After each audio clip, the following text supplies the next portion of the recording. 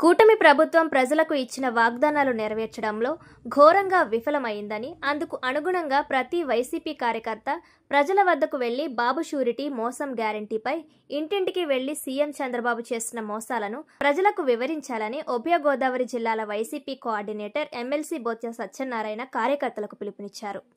శుక్రవారం కాకినాడ సూర్య కళామందిరంలో మాజీ మంత్రి, జిల్లా వైసీపీ అధ్యక్షుడు దాడిశెట్టి రాజా ఆధ్వర్యంలో జరిగిన పార్టీ విస్తృత స్థాయి సమావేశానికి ముఖ్య అతిథిగా బొత్స హాజరయ్యారు. కూటమి ప్రభుత్వం తప్పుడు హామీలు ఇచ్చి అధికారంలోకి వచ్చిందన్నారు. ఆ హామీల అమలు అన్ని అరకొరగానే చేస్తుందని బొత్స ధ్వజమెత్తారు. తమ ప్రభుత్వ హయాంలో ఎన్నో సంక్షేమ పథకాలను వైఎస్ జగన్ అర్హులకు అందించి ప్రజా మన్ననలు పొందారన్నారు. రానున్న కాలంలో వైసీపీ శ్రేణులు కూటమి ప్రభుత్వ అరాచకాలను ధైర్యంగా ఎదుర్కోవాలని బొత్స పిలుపునిచ్చారు. ఈ సమావేశంలో మాజీ మంత్రి కురసాల కన్నబాబు, మాజీ ఎంపీలు వంగ గీత, తోట నరసింహం, మాజీ ఎమ్మెల్యేలు Dwarapudi Chandrasekhar Reddy, Jyothula Chantibabu, parliament in charge Suryanarayanaraju, MLC Anantha Udayabhaskar, ZP chairman Vipparthi Venugopal, YCP నాయకులు యనమల కృష్ణుడు, దవులూరి దొరబాబు, మహిళా నాయకురాలు లక్ష్మీ శివకుమారి, ముదునూరి మురళీకృష్ణంరాజు, వైసీపీ శ్రేణులు పాల్గొన్నారు.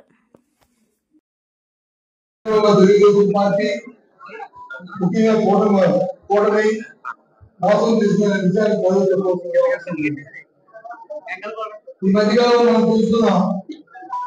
ఎందుకంటే ఇబ్బంది ప్రతి ఒక్క పార్టీ ఈ రాష్ట్రంలో 90% 3% ఉన్న మన వైఎస్ఆర్ పార్టీ జగన్మోహన్ రెడ్డి గారి నాయకత్వంలో ఇవాళ మన బాధ్యత ప్రజల తరఫున ప్రజల ఆలోచనని ప్రతిపక్ష ఏదైతే అధికార పార్టీ వాగ్దానాన్ని నెరవేర్చే దిశగా మనం వాళ్ళ మెడ నుంచి వాళ్ళతో ఆ కార్యక్రమాలు పార్టీగా ఉందన్న విషయాన్ని ముందుగా మనందరికీ మనం ఎందుకు ఇప్పుడు పార్టీ నిర్ణయం తీసుకుంది, ఎందుకు కన్నబాబు గారు ఎంతసేపు చెప్పారు వాళ్ళ పార్టీ అనేది కాదు.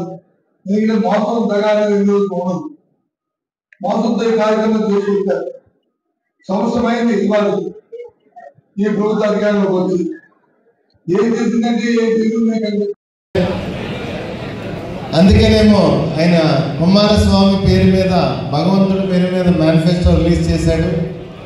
ఆయన మేనిఫెస్టోలో ప్రతి నియోజకవర్గం నుంచి యువకులకి 500 మందికి మనిషికి 10 లక్షల చొప్పున ప్రభుత్వం ద్వారా లబ్ధి చేకూర్చి వారిని ఇండస్ట్రియలిస్టులుగా, వ్యాపారస్తులుగా తయారు చేస్తారని చెప్పేసి ఏ విధంగా మోసం చేశారో యువకుల్ని ప్రతి ఒక్కరికి 10 లక్షలు ఇస్తానని చెప్పేసి, అదేవిధంగా ఈ రాష్ట్రంలో ఉన్న కాపు సామాజిక వర్గానికి 5 సంవత్సరాల్లో 15,000 కోట్లు ఆర్థిక చేయూత అందిస్తాను అని చెప్పేసి శ్రీ ఉప ముఖ్యమంత్రి పవన్ కళ్యాణ్ గారు కూడా హామీ ఇవ్వడం జరిగింది. ఖచ్చితంగా అధికారంలోకి వచ్చి ఏడాది అయింది. ఆయన కూటమి కట్టి అన్ని పార్టీలని చేర్చుకుని ఒక్క జగన్ గారిని ఓడించడం తన ఒక్కడి వల్లే సాధ్యం కాదని, ఎవరు వస్తే వాళ్ళని తనతో పాటు చేర్చుకుని కూటమి కట్టి వైఎస్ఆర్ పార్టీని ఓడించడం కోసం ప్రయత్నం. ప్రజల కోసం, విద్యార్థుల కోసం, యువకుల కోసం, మహిళల కోసం, విద్య కోసం, వైద్యం కోసం ఎంతో తప్పించి ఎన్నో పథకాలు రూపొందించి ఎక్కడ ఫెయిల్ అవ్వకుండా, ఇచ్చిన మాట తప్పకుండా అన్ని అమలు చేసిన ముఖ్యమంత్రిగా వైఎస్ జగన్మోహన్ రెడ్డి గారు ఆంధ్రప్రదేశ్ రాష్ట్రాన్ని పాలించారు. ఈరోజు ఒక పెద్ద ప్రజెంటేషన్ ఉంది.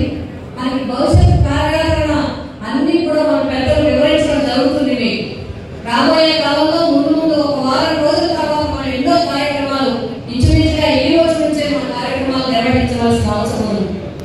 కాబట్టి మనందరం కూడా మరింత ఉత్సాహంగా జగన్మోహన్ రెడ్డి గారికి అండగా ఈ రోజు